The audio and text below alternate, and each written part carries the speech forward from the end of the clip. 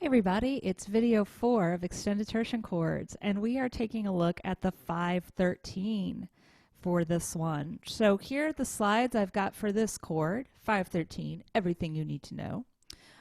So if you look at example 3, this corresponds with the guide I posted on Moodle.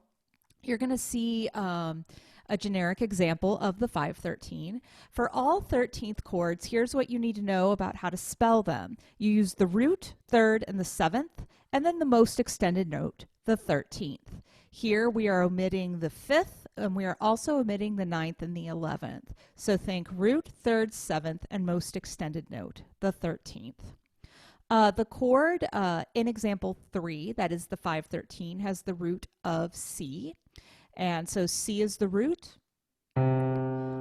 E is the third, the 7th is B flat, and the 13th is A.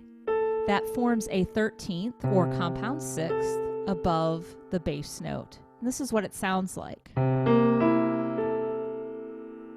The resolution pattern for this one has the soprano moving from scale degree 3 or Mi as the top note to Do in the soprano.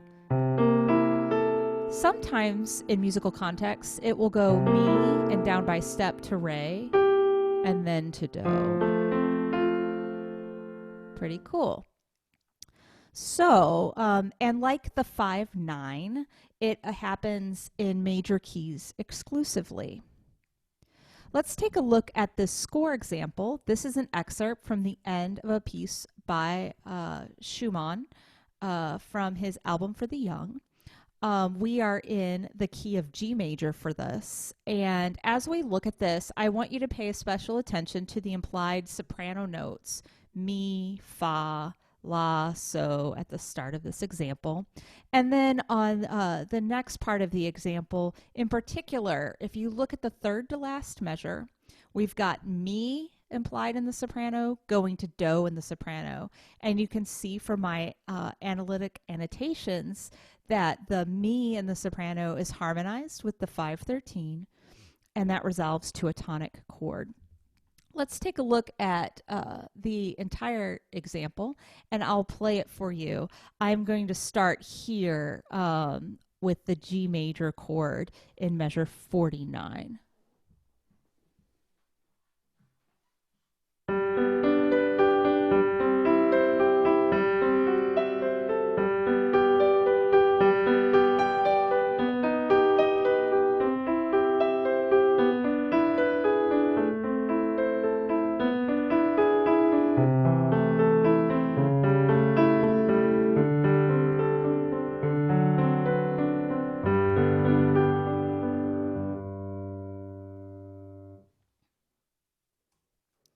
So that's a fun little example, and that's the 513. We'll move on to the 5 flat 13 in a bit.